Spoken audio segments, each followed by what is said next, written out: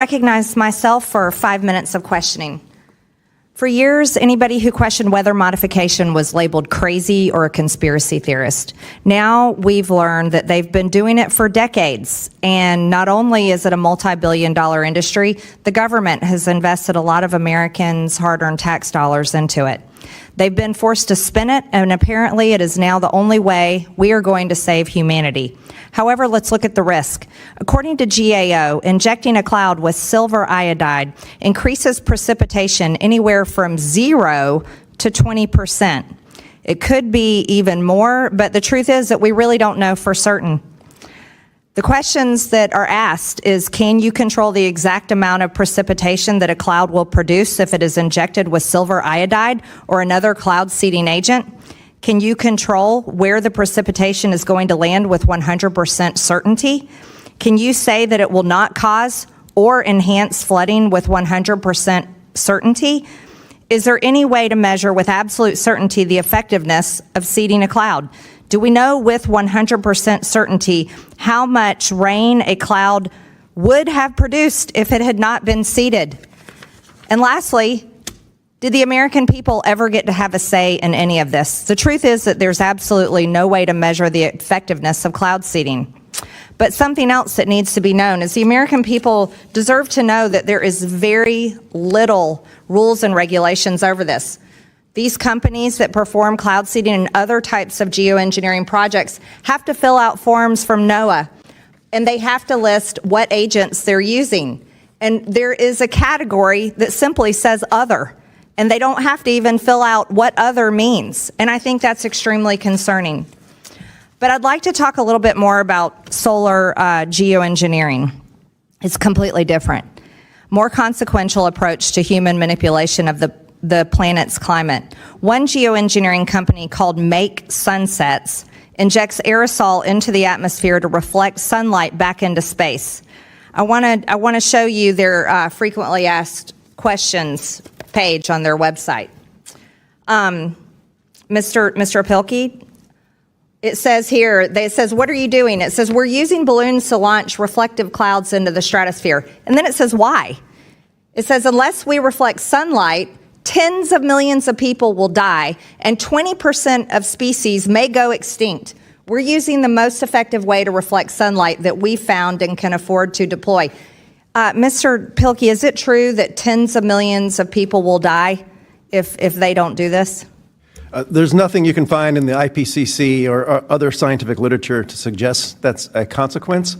Sometimes those stark claims are made to try to scare people into other forms of action on climate change. So if you don't change energy policy, we're going to mess up the stratosphere, and that's how I interpret that. Sounds like a major threat to make for their company to make money. They said, how long do Make Sunsets clouds stay in the sky? Depending on the altitude and latitude at which we release them, anywhere between 6 months and 3 years. They also say, is it legal? They say, yes, it falls under the Weather Modification Act. Then they have a question here, Mr. Marks, I would like you to stop doing this. And they say, and we would live a future with breathable air and no wet bulb events for generations to come. Convince us there's a more feasible way to buy us time to get there, and we'll stop. We'll happily debate anyone on this. Mr. Martz, they don't think that the rest of us have a say in this. How do you think? What do you think about that? Well, I think that the claim that the air is not going to be breathable is just patently ridiculous. Carbon dioxide, although it is a greenhouse gas, and yes, I do agree that some of the warming, at least, that we've seen in the last 100 years is probably due to CO2 emissions.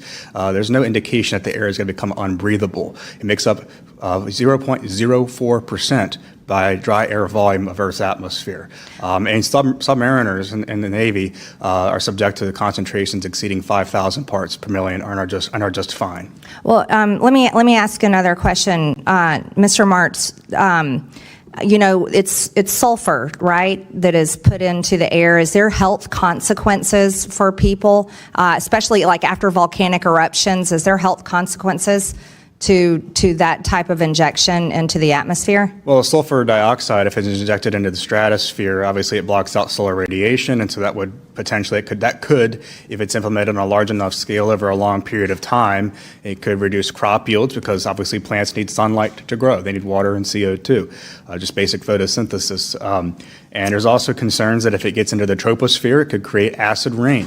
And that is called acid deposition into the soil, and that makes it hard for plants to obviously to grow, and that harms plant and animal life as well. Obviously, Mr. Martz, I'm out of time. Thank you very much. I now recognize. At Tuesday's House DOGE Committee hearing, Representative Marjorie Taylor Greene, Republican Georgia, pressed Dr. Roger Pielke Jr., Senior Fellow at the American Enterprise Institute, on the claims being made by companies involved in geoengineering projects. Greene opened by pointing out that for years, anyone who questioned whether modification was dismissed as a conspiracy theorist, yet the practice has quietly grown into a multi-billion-dollar industry backed by taxpayer money. She raised concerns that cloud seeding with silver iodide, intended to increase rainfall, remains unpredictable, with estimates ranging anywhere from no effect to a 20% increase in precipitation.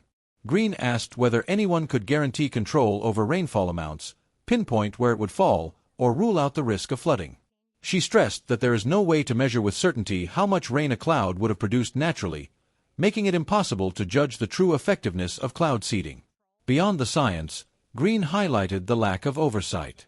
Companies are required only to submit basic forms to NOAA listing what chemicals they use, but they can also simply check "other" without specifying further.